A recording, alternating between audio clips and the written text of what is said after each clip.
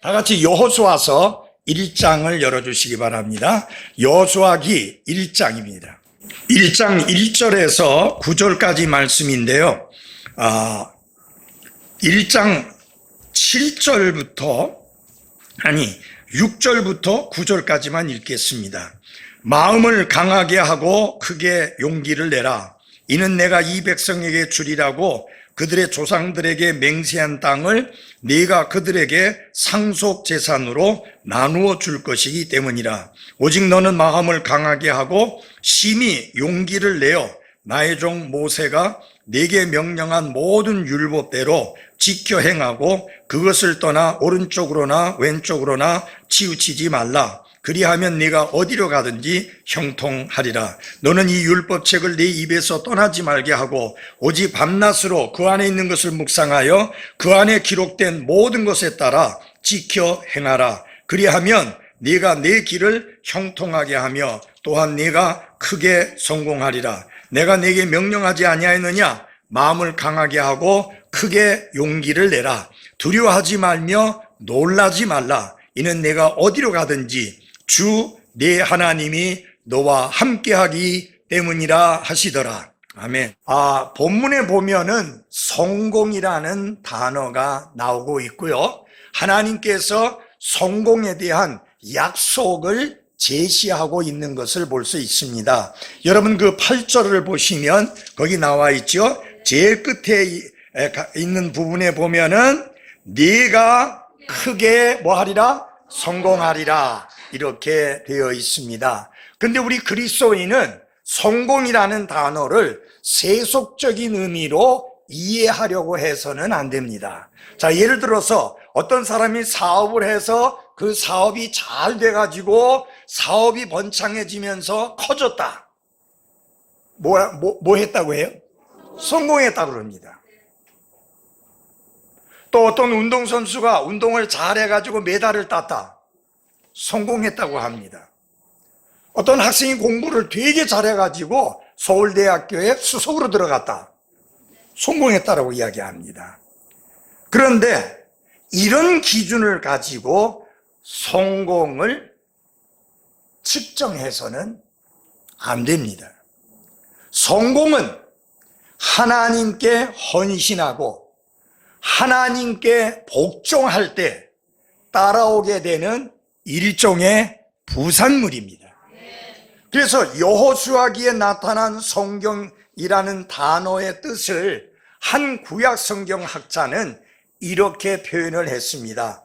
우리들의 삶 속에서 하나님이 계획하신 과제를 성취하는 것이 성공이다. 각 사람의 인생을 향한 하나님의 뜻이 있고 하나님의 계획이 있습니다. 저를 향한 하나님의 뜻이 있고 저의 인생을 향한 하나님의 계획이 있습니다. 그것은 무엇이냐? 복음 전도자로서, 말씀 선포자로서, 양을 치는 목자로서 제 전 삶을 들여서 하나님께 헌신하고 그분의 뜻에 복종하도록 한 것이 하나님의 계획이요 하나님의 뜻입니다. 저는 거기에 순종했고 51년이 넘도록 사역을 일선에서 담임 목회자로서 사역을 했습니다. 성공한 거예요, 안 한 거예요? 성공한 거예요. 아니 목사님 몇 명 모이는데요? 숫자가 중요한 거 아니에요. 저는 하나님의 뜻을 알았고 하나님의 계획을 알았고 하나님의 뜻을 받아들였고 하나님의 계획에 따라 제 자신을 하나님께 드렸고 하나님께 헌신했고 그분의 뜻에 계획에 복종해서 살았기 때문에 하나님 보실 때에 그것은 성공임에 틀림없습니다. 그래서 중요한 것은 무엇이냐? 성공이라고 하는 것은 성경이 가르치는 성공이라는 것은 하나님의 뜻과 계획이 하나님이 의도하신 대로 성취되는 것을 성경은 성공이라 부릅니다. 사도 바울의 생애를 한번 보십시다. 그가 구원받고 난 다음에 그 놀라운 구원의 복음을 사람들에게 선포하면서 결코 쉬운 삶을 살지 않았습니다.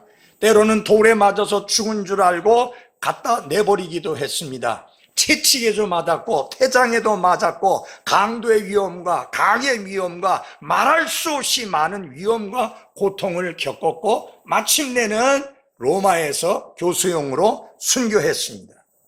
그분의 삶을 보고 누가 성공한 삶이라고 하겠습니까? 그분의 삶을 보면서 누가 성공했다고 하겠습니까? 그러나 그는 성공한 사람입니다. 왜? 하나님께서 부르시고 하나님께서 맡기시고 하나님께서 주신 그 사명에 죽음에 이르기까지 충성했던 하나님의 사람이기 때문입니다. 그래서 그의 삶은 성공적인 삶이었다고 할 수가 있습니다. 본문의 주인공으로 나오는 여호수아에게는 하나님께서 주신 과제가 있었습니다. 그 과제가 무엇이냐? 그를 향한 하나님의 계획이 무엇이냐? 이스라엘 백성을 이끌고 가나안 땅에 들어가서 그들이 그 땅에 정착할 수 있도록 인도하는 게 여호수아를 향한 하나님의 계획이요, 하나님의 뜻이요, 하나님의 소원이었습니다. 그리고 하나님이 말씀하신 게 뭐냐? 그 일이 성공적으로 이루어질 것이라고 그렇게 약속을 했습니다. 여러분, 이스라엘 민족의 훌륭한 지도자였던 모세가 죽은 다음에 그 뒤를 이어서 여호수아를 하나님이 불러서 그 귀한 사명을 맡기셨는데 얼마나 이 여호수아가 걱정이 많고 염려가 많고 두려움이 많겠습니까? 모세는 정말 뛰어난 지도자였습니다.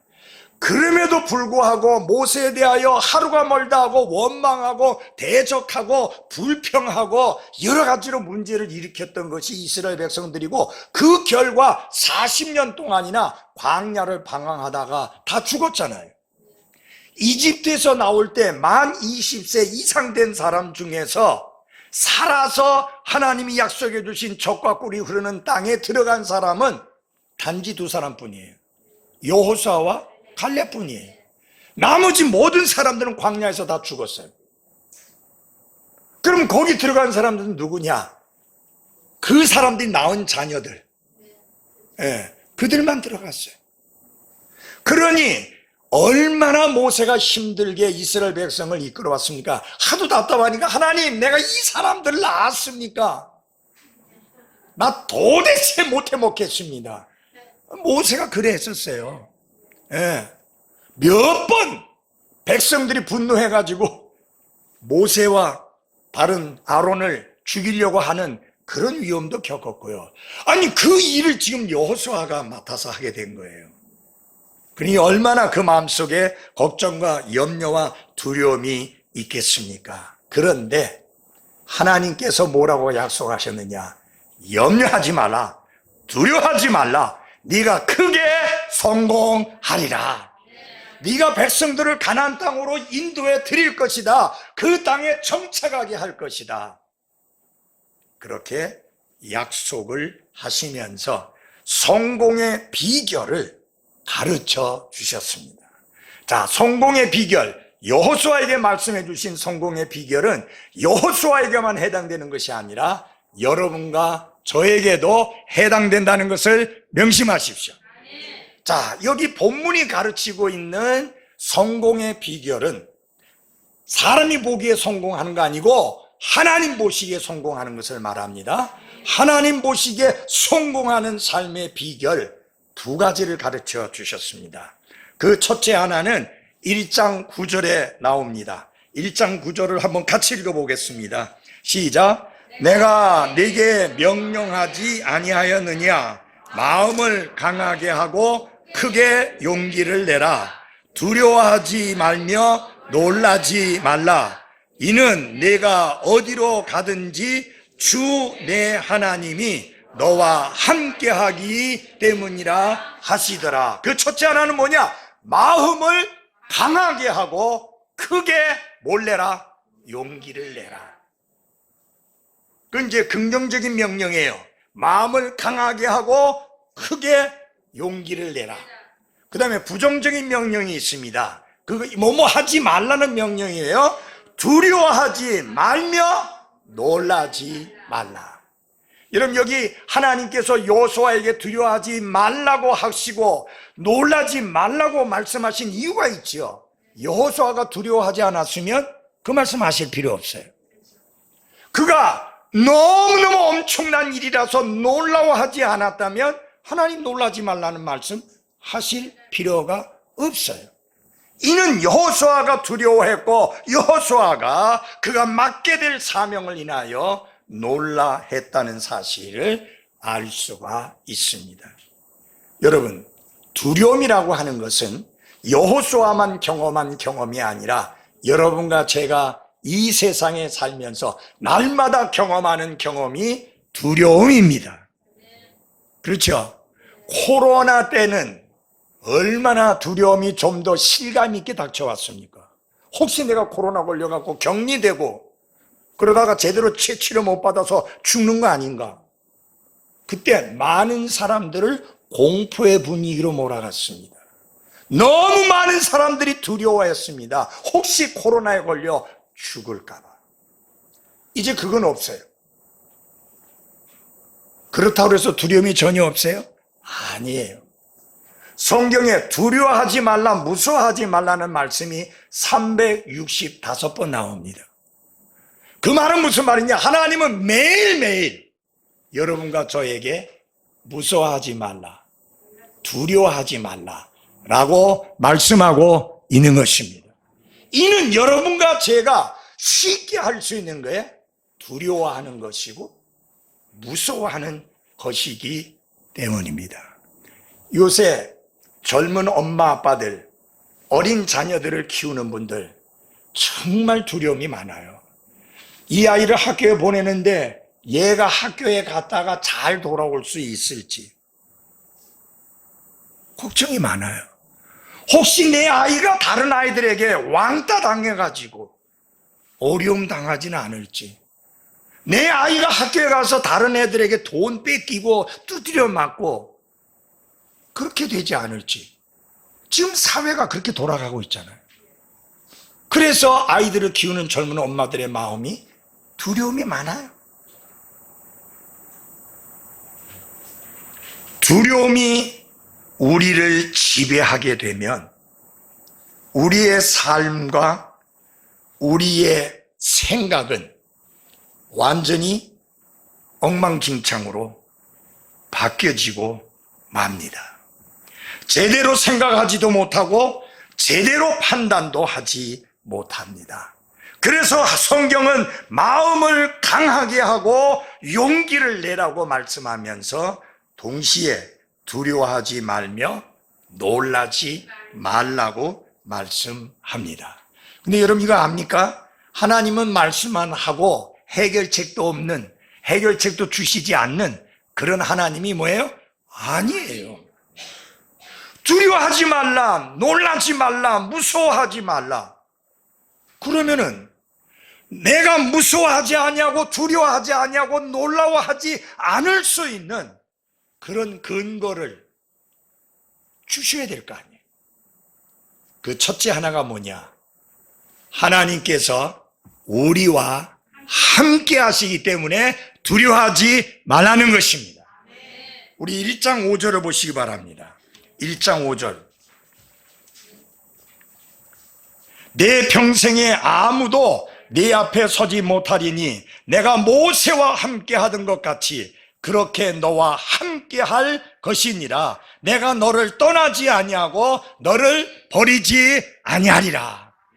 전능하신 하나님, 전지하신 하나님, 천지 만물을 창조하신 창조주 하나님, 그 하나님이 내가 결코 너를 떠나지 아니하고 내가 결코 너를 버리지 아니하고 너와 함께 할 것이다. 모세에게 함께 했던 것처럼 여호수아야 내가 너와 함께 할 것이다. 그럼 우리가 마음을 강하게 하고 담대히 하려고 하려면, 용기를 내려면 어떻게 해야 되느냐? 우리와 함께 하시는 하나님을 신뢰해야 합니다. 돈을 신뢰하지 마십시오. 여러분의 건강을 신뢰하지 마십시오. 여러분의 사업을 신뢰하지 마십시오. 여러분의 가족을 신뢰하지 마십시오. 여러분과 제가 마음을 강하게 하고 크게 용기를 내기 위해서 신뢰해야 할 분은 하나님 한 분뿐이십니다. 그분에게는 어려운 일이 전혀 없습니다. 하늘과 땅, 그 가운데 있는 천지 만물을 단 한마디에 뭐로? 말씀으로 창조하신 창조주 하나님이십니다.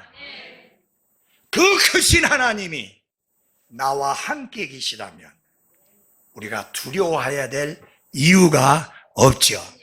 예, 그렇죠? 자, 아이 하나가 늘 밖에 나가갖고 두드려 맞고 돈 뺏기고 합니다.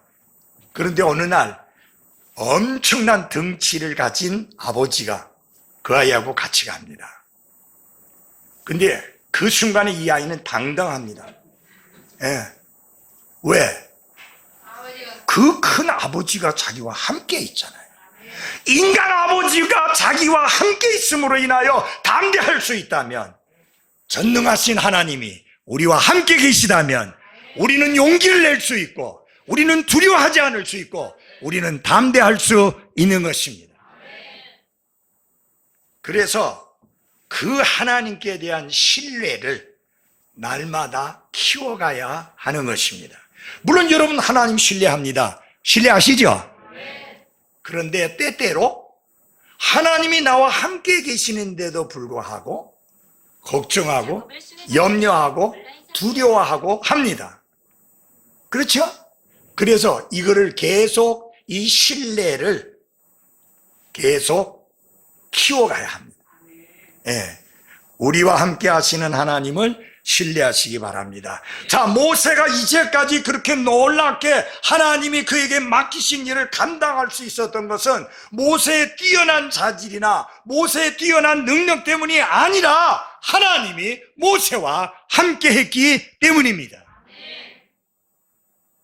그것처럼 이제 여호수아에게도 하나님께서 말씀하시는 게 뭐냐? 모세와 함께 있던 것처럼 내가 너와 함께 하리라, 그렇게 말씀하는 것입니다. 사랑하는 여러분, 하나님의 자녀된 여러분과 제가 이 땅에서 누릴 수 있는 많은 특권들이 있는데 그 중에 가장 큰 특권 중에 하나가 하나님과 함께 사는 삶의 특권입니다. 여러분 잊지 마십시오. 아침에 눈을 떴을 때 여러분 혼자 눈 뜬 게 아니라 하나님과 함께 눈을 떠서 시작했다는 것을 잊지 마십시오. 그 하루 온종일 부모는 24시간 여러분과 같이 있을 수 없고, 자녀도 여러분과 24시간 같이 있을 수도 없고, 사랑하는 아내와 남편도 나와 함께 24시간 같이 할 수 없는데 우리 하나님은 24시간 365일 항상 우리와 함께 하시는 하나님이십니다. 그 하나님의 실존을 실제적인 것으로 받아들이며 살아가시기를 바랍니다. 하나님이 나와 함께 계신다. 여러분, 예수님이 왜 이 땅에 오셨어요? 천사를 통해서 요셉에게 들려주신 말씀 중에 그거 있어요. 네가 아들을 낳으리니 그 이름을 예수라 하라. 이는 임마누엘이라 하라. 이는 하나님께서 우리와 함께 계시다 함이라. 이게 저 개역 성경에는요, 우리와 함께 계시는 하나님이라고 했어요. 여기 강조는 그게 아니에요. 하나님께서 우리와 함께 계시다. God with us. 하나님이 우리와 함께 계시다. 그게 중요한 거예요. 마태복음 1장에서 하나님이 우리와 함께 계시다. 그 예수님이셨잖아요. 근데 그 예수님이 하늘나라로 승천해 버리셨어요. 그런데 마태복음 28장 그 마지막 절에서 뭐라 그랬어요? 내가 세상의 끝까지 너희와 항상 함께 있으리라. 어디를 가든지 무엇을 하든지 어떤 형편에 처하든지 건강하든 약하든 있든 없든 상관없이 예수 그리스도께서 항상 우리와 함께 계십니다. 리빙스톤이 아프리카에서 성공적인 선교 사역을 했는데 비결을 물었을 때 그가 마태복음 28장 20절을 말했습니다. 항상 나와 함께 계시는 예수 그리스도 그분 때문에 가능했다. 사랑하는 그리스도인 여러분, 늘 잊지 마시고 기억하십시오. 나와 함께 하시는 하나님. 물론 나와 함께 계시는 하나님 눈으로 보여요, 안 보여요? 안 보여요. 그래서 우리는 잘못된 생각을 가질 수 있어요. 하나님이 정말 나와 함께 계시는가? 예, 하나님은 정말 여러분과 저와 함께 계십니다. 하나님이 약속하셨잖아요. 하나님은 반드시 약속을 지키시는 분이십니다. 거짓말 하실 수 없는 하나님이에요. 내가 너를 버리지 아니하고 내가 너를 떠나지 아니하리라, 항상 함께 있으리라 했잖아요. 예수님께서 부활하시고 난 다음에도 이 부활을 믿지 못하던 두 제자가 실망해서 낙담해서 엠마오로 향해 가고 있을 때 예수님이 나타나셨잖아요. 그들과 잔뜩 이야기하고 말씀도 들려주고 다 했는데 예수님이 그 자리에 계실 때 그분이 예수님이고 그분이 부활하신 주님이라는 걸 깨달은 게 아니라 떠나고 나신 다음에, 다시 말하면 눈으로 보았을 때는 못 믿었다 그 말이에요. 그래서 눈으로 본다고 다 잘 믿는 거 아니에요. 보지 못하고 믿는 자가 더 복됩니다. 사랑하는 여러분, 사도 베드로는 뭐라 그랬어요? 우리가 영광스러운 모습으로 변화된 예수님을 우리 눈으로 똑똑히 보았다. 근데 그보다 더 확실한 게 뭐냐? 기록된 하나님의 말씀이다.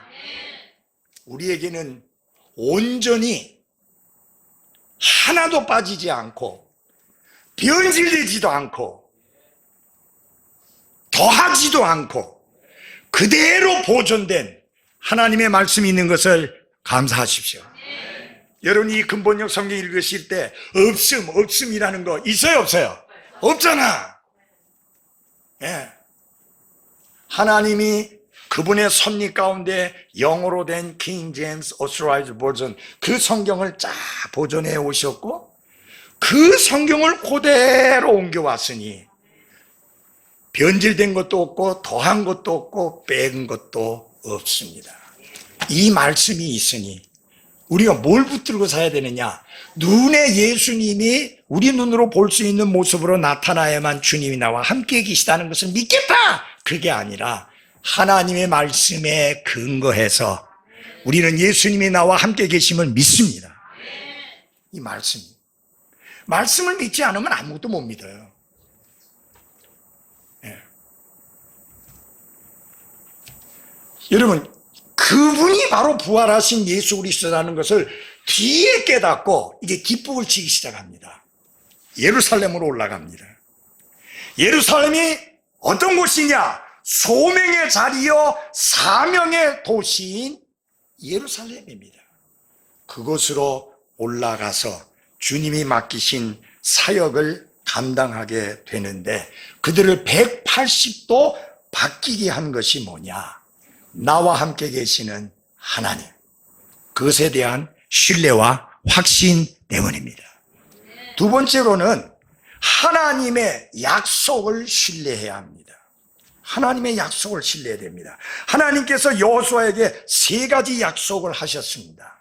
시간이 없어서 일일이 읽지는 않겠습니다. 그 첫 번째는 뭐냐? 이스라엘이 젖과 꿀이 흐르는 약속의 땅에 들어가리라. 그게 하나님의 약속이었어요. 실제로 들어갔죠. 그 다음에는 그 땅에 있었던 대적들, 원수들을 물리치고 승리하게 할 것이다 라는 약속을 해 주셨습니다. 세 번째는 각 지파에게 그 땅을 상속 재산으로 나누어 줄 수 있을 것을 약속해 주셨습니다. 이것은 하나님의 계획이요, 이것은 하나님의 뜻이요, 하나님의 원함이었습니다.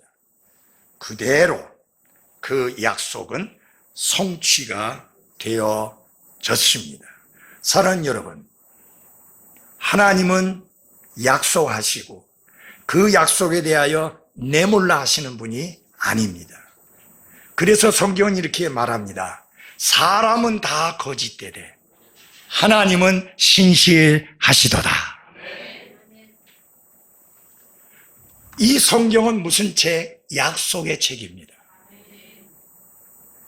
이미 약속하신 약속들 중에 이루어진 것이 수도 없이 많이 있고, 또한 아직 이루어지지 않은 약속들 중에 지금 이루어지는 것이 있고 장차 이루어질 것이 있는데, 이 모든 약속은 반드시 이루어지게 됩니다.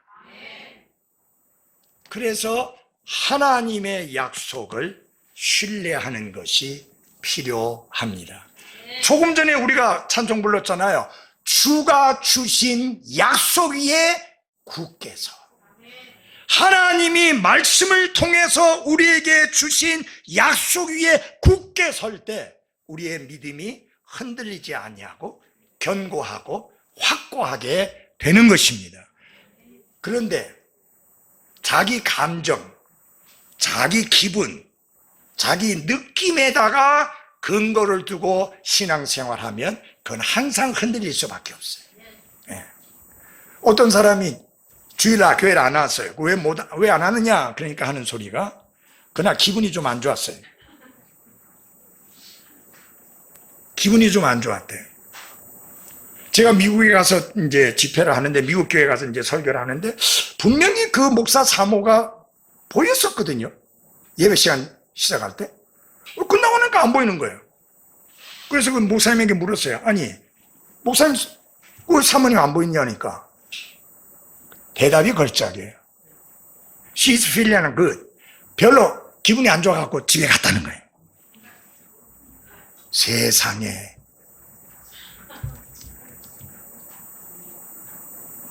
오늘 교회 선교 집회하러 갔어요. 부인이 사모가 안 보여요. 그리고 왜 아무나 안 보이냐 그러니까 일하러 갔대. 근데 그걸 뭐 아주 편안하게 아무 문제 없는 것처럼 그런 이야기를 하는 거예요. 여러분, 한국에서 목사가 와서 선교 집회 인도하는데 사모가 그래 일하러 간다고 빠져요? 그 전에 날짜를 바꿔서라도 참석해야지. 그거 보면요, 한국의 그리스도인들은 진짜 멋져요. 기분 안 좋다고 교회 안 오고 안 해. 여러분, 기분이라는 것처럼 믿을 거 못 되는 게 없어요. 기분은요 30분 전하고 지금하고 달라요. 조속으로 바뀌는 게 아니라 시시각각 바뀌는 게 기분이에요. 예. 그놈의 기분 뭐가 중요해요? 뭐가 중요하냐? 하나님의 약속의 말씀이 중요합니다. 말씀의 약속을 붙들고 신앙생활 해야지 기분 붙들고 신앙생활하면 안 돼요. 지금은 돌아가셨습니다만은 모친이 한 분 계시는데, 이제 우리가 예배 끝나고 나면 목사가 뒤에 서서 인사하잖아요. 그러면 뭐 이 사람 저 사람 인사하다 보니까 옆에 와서 인사하려고 서 계셨는데 제가 못 볼 수 있어요. 기다리다가 이놈은 목사가 끝까지 못 보는 거예요, 자기를. 그러니까 집에 가자 해갖고 이제 가면서 나 이제 다시는 교회 안 가. 목사가 나보고 인사도 안 해. 그래서 그 다음엔 또 오셔요. 근데 그건 귀엽잖아요. 충분히 이해돼요. 나이 드신 분이니까. 충분히 이해돼요. 그 여러분들 나이 드신 분들이 그렇게 하거든. 그거 심각하게 받지 말고 이해하세요. 사실 나이가 들면 그래요. 저도 옛날에 안 그랬는데 요새는 잘 삐껴. 특별히 자식놈들이 하는 말에 잘 삐껴. 그 나이가 들면 그래요. 그건 나이 들어감인데요. 그거 뭐라 하지 말아요. 더 챙겨드려야지. 그래서 여러분, 기분과 감정, 느낌, 이거는 아주 감사한 거예요. 신뢰할 만한 게 전혀 안 됩니다. 오직 하나님의 약속의 말씀을 붙들고 나아가시기를 바랍니다. 자, 이 세 가지 약속이 다 성취되었기 때문에 여호수아가 인생을 마감하면서 이스라엘의 지도자들에게 그것을 상기시켜 줍니다. 23장 14절에 보면 제가 읽어드릴게요. 보라, 이날 나는 온 땅이 가는 길로 가거니와 주 너희 하나님께서 너희에 관하여 말씀하신 모든 선한 일 가운데 하나도 틀리지 아니하고 모두 너희에게 성취되어 그 중에서 하나도 틀림이 없었다는 것을 너희는 너희의 온 마음과 너희의 온 혼으로 아느니라. 하나님은 그분이 약속하신 것 중에 한 가지도 틀림없이 다 성취하셨다. 바로 그분이 우리의 하나님이십니다. 약속한 것을 반드시 지키십니다. 하나님은 약속하신 대로 하나님의 독생자 예수 그리스도를 이 땅에 보내셨습니다. 그리고 예수 그리스도께서는 하나님의 약속에 따라 십자가에서 대속의 죽음을 죽으시고 성경의 기록대로 그분은 사흘 후에 살아나셨고 그리고 하늘로 승천하셨는데 이제 그분은 또 하나의 약속을 주셨습니다. 내가 다시 오리라. 예수님의 재림이 임박하다라는 말을 많이 씁니다. 임박하다는 말이 가깝다는 말이 아니에요. 그 말의 의미는 언제든지 예수 그리스도께서 다시 오실 수 있다. 오늘일 수도 있고 오늘 저녁일 수도 있습니다. 사랑하는 그리스도인 여러분, 우리가 어떻게 살아야 합니까? 우리에게 주어진 삶을 어떻게 살아야 됩니까? 구원받은 그리스도인으로서 오늘일지도 모른다. 그분의 다시 오심. 그런 믿음으로 살아야 됩니다. 오늘 그리스도께서 다시 오신다면 나의 이 모습 괜찮나? 어떤 그리스도인은 주님이 언제 오실지 모르니까 집에 들어가서 잠자리에 들기 전에 신발조차도 바르게 놓는데요. 왜 그러느냐? 주님이 다시 오시면 우리가 공중으로 채 올라가는데 누가 그걸 볼 거예요? 불신자들이 보잖아요. 이 세상에 남아있는 그들에게 좋은 간증을 보이기 위해서 신발도 바르게 정돈해 놓는다. 여러분 그렇게까지는 안 해도 돼. 그러나 여러분은 준비된 삶을 살아야 되는 것은 맞습니다. 깨어 있으라. 정신을 차려라. 우리는 깨어 있어야 됩니다. 그리고 정신을 차리고 살아야 합니다. 어영부영 살면 안 됩니다. 이 세상 돌아가는 대로 그대로 거기에 휩쓸려 살아가면 안 됩니다. 우리는 다른 사람들이기 때문입니다. 우린 틀려요. 생김새는 그들하고 똑같더라도 우리 속 중심은, 우리의 영적인 정체성은 그들과 근본적으로 다르다는 사실을 잊지 말고 기억하십시오. 그래서 우리의 정체성을 기억하고 정체성에 맞게 생활해야 하는 것입니다. 두 번째 성공의 비결은 뭐냐? 다 같이 합시다. 하나님의 말씀을 붙들고 살라. 7절과 8절에 보면은 율법책이라는 그런 표현이 자주 반복되고 있습니다. 여기서의 율법 혹은 율법책은 하나님의 말씀을 뜻하는 넓은 의미로 율법이라는 표현을 사용하게 된 것입니다. 한마디로 말해서 무엇이냐? 하나님의 말씀을 떠나서 살지 말라. 그거죠. 여호수아의 힘과 용기는 하나님의 말씀을 붙들고 살 때 생기게 되는 것입니다. 그래서 하나님의 말씀을 붙들고 사는 삶이 두 가지 방법을 가르쳐주고 있는데요. 먼저 1장 8절에서는 하나님의 말씀을 묵상하라. 하나님 말씀을 묵상하라. 여러분, 묵상이라고 하는 것은 되새기는 거잖아요. 소가 되새김하죠? 근데 뜯어먹은 풀이 있어야 되새김할 거 아니에요. 속이 텅텅 비어있는데 어떻게 되새김해요? 여러분들이 하나님의 말씀을 묵상하는 삶을 살려면 먼저 하나님의 말씀을 마음속에 가득 담아야 합니다. 마음속에 담아둔 말씀이 없는데 어떻게 묵상을 해요? 어떻게 되새겨서 그 말씀을 다시 한번 곱씹고 또 곱씹을 수 있겠어요? 하나님의 말씀을 가까이 하고 하나님의 말씀을 부지런히 읽고 하나님의 말씀을 부지런히 마음속에 담으시기를 바랍니다. 시편 기자는 하나님의 말씀을 내 마음속에 숨겼다 그랬잖아요. 여러분, 숨기는 건 뭐예요? 가치 있는 거, 귀중한 거, 소중한 거. 그걸 숨겨요. 내 마음속에 가득 숨겨야 될 것은 뭐냐? 하나님의 말씀입니다. 먼저 하나님의 말씀을 읽어야 담아둘 수 있잖아요. 여러분, 1년 지나면 성경 1독 정도는 다 하시죠?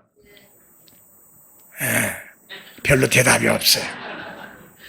저는 은퇴하고 나서 1년에 성경을 3독하기로 그렇게 결심을 하고 있습니다. 4월까지 한 번 했죠.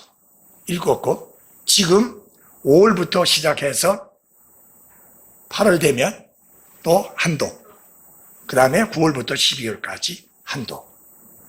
아니, 목사님 그만뒀는데, 은퇴했는데 뭐 그렇게 열심히 성경 볼 이유가 있어요? 은퇴하고 나니까 말씀이 더 귀해요.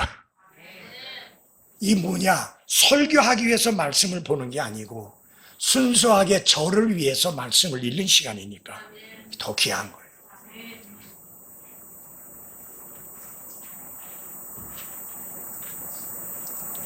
그 다음에 중요한 거는 뭐냐, 말씀대로 사는 것입니다. 여기 요소에게 이렇게 말씀했습니다. 그 안에 기록된 모든 것에 따라 지켜 행하라. 그리하면 네가 네 길을 형통하게 하며 또한 네가 크게 성공하리라. 자기 자신을 속이는 사람이 누구냐? 말씀을 읽고도, 말씀을 듣고도, 말씀을 깨닫고도, 말씀을 배워 알고도 행치 아니하는 사람입니다. 마치 어떤 사람과 같으냐? 거울을 쳐다봤는데 얼굴에 뭐가 많이 더러운 게 묻었어요. 그러면 어떻게 해야 돼요? 바로 가서 닦아야 돼요. 그런데 마치 내 얼굴에 아무것도 안 묻어 있는 사람처럼 그냥 산다면 자기 자신을 속이는 자입니다. 우리가 하나님의 말씀을 통해서 하나님의 뜻을 알고 하나님의 계획을 알고 하나님의 소원을 알면서도 그것을 무시하고 그 말씀대로 지켜 행하지 않는다면 이거는 우리 스스로를 속이는 것이요, 성공할 수 없는 삶을 사는 것입니다. 그래서 사랑하는 그리스도인 여러분, 하나님의 뜻을 행하며 하나님의 계획을 이루어 드리는 성공적인 삶을 살려면은 첫째, 마음을 강하게 하고 크게 용기를 내라. 마음을 크게 하고 강하게 하고 크게 용기를 내기 위해서는 하나님, 나와 함께 계시는 하나님을 신뢰하고 하나님의 약속을 신뢰하라. 그 다음에는 하나님의 말씀을 붙들고 살라. 여러분, 환경이 여러분을 흔들어 놓을 때가 있습니다. 사람들이 여러분을 흔들어 놓을 때가 있습니다. 그럴 때, 사람으로 인해서 실망했을 때, 환경으로 인하여 너무너무 힘들 때 여러분이 붙들어야 되는 것은 하나님의 말씀입니다. 여러분, 환경은 안 바뀔 수 있어요. 기도해도 그 환경이 안 바뀔 수 있어요. 그때 여러분과 저에게 필요한 것이 뭐냐? 이런 환경 가운데에서도 하나님을 신뢰할 수 있는 믿음을 키워달라고 하는 것입니다. 우리가 기도해야 될 것 중에 하나가 하나님, 제 믿음을 증대시켜 주옵소서. 예수님이 제자들에게 자주 책망한 말씀 중에 하나가 뭐예요? 믿음이 적은 자들아. 믿음이 적은 자들아. 믿음이 없다는 게 아니에요. 믿음이 적다는 거예요. 그래서 우리가 이제 기도해야 되는 게 뭐냐? 하나님, 하나님과 하나님의 말씀을 신뢰하는 이 믿음을 증대시켜 주옵소서. 그 다음에는 하나님의 말씀을 붙들고 살아야지 사람이 바뀌면 내가 괜찮아지겠다. 환경이 바뀌면 내가 잘할 수 있을 것 같다. 그런 생각 가지지 마십시오. 환경은 전혀 안 바뀝니다. 사람도 안 바뀌어요. 내 자식도 못 바꾸는데 남 어떻게 바꾸나요? 받아들이세요. 그냥 받아들이세요. 바꾸려고 애쓰지 말아요. 하나님께 기도하세요. 그가 바뀌어지도록. 그러나 내가 바꾸려고 하지 마세요. 그러면 더 멀어져요, 사람이.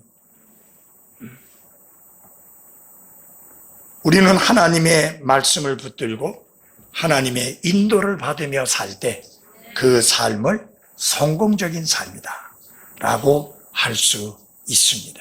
난 여러분들 모두가 그렇게 복된 삶을 사는 한 분 한 분들이 되시기를 바랍니다. 기도하겠습니다.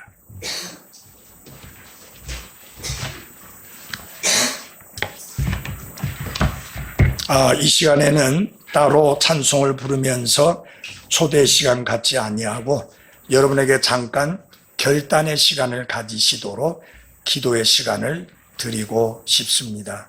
하나님 아버지, 제가 언제나 하나님, 나와 함께 계시는 하나님을 신뢰하고 그분의 약속을 철저히 신뢰하는 그리스도인으로 살아가게 도와주십시오.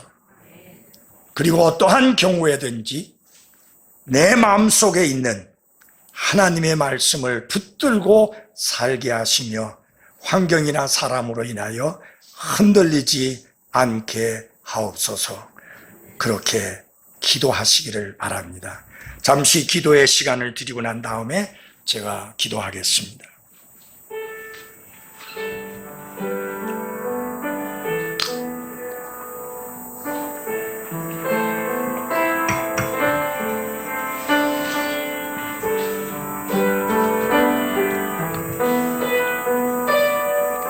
결단은 여러분이 하십니다.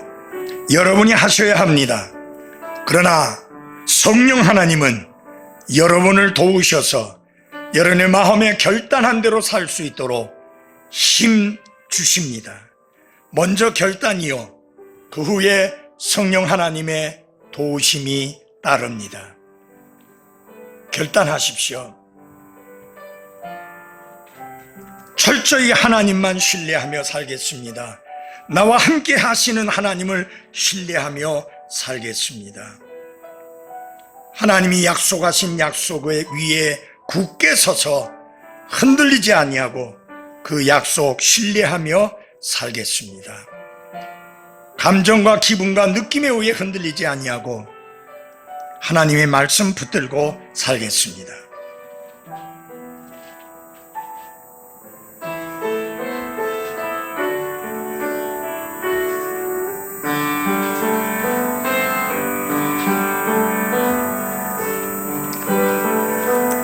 같이 기도하겠습니다. 하나님 우리 아버지 고맙고 감사합니다. 하나님께서 세우신 이 하나님의 교회, 그리스도의 피로 값주고 사주신 그리스도의 몸된 교회, 하나님께서 놀랍게 복주시고 이 마지막 때에 이 교회를 놀랍게 들어 사용해 주시옵기를 기도합니다. 잃어버린 혼들을 구원하며 그들을 그리스도께로 인도해서 함께 주의 몸된 교회를 섬기며 주님의 다시 오심을 소망 가운데 기다리며 우리에게 주어진 시간 속에서 최선을 다해서 주님을 섬기는 일에 신실한 성도들이 되게 해 주옵소서. 하나님 아버지, 어떠한 경우에도 나와 함께 하시는 하나님을 철저히 신뢰하게 하시고 하나님의 약속의 말씀에 철저한 신뢰를 두어서 결코 흔들리지 않는 믿음으로 나아가게 해 주옵소서. 주님이 주신 약속과 주님이 우리에게 주신 말씀 위에 굳게 서서 말씀을 붙잡고 살아가게 하시며 늘 주님 앞에 내 믿음을 증대시켜 주시옵소서라고 기도하며 자신의 믿음을 키워나가는 성도들 되게 해 주옵소서. 이 교회의 목회자로 세우신 임동선 목사님과 함께 주님을 섬기는 모든 성도들 위해 하나님께서 크게 복을 더해 주시고 귀한 사명 잘 감당하는 교회로 사용해 주옵소서. 예수님의 이름으로 기도했습니다.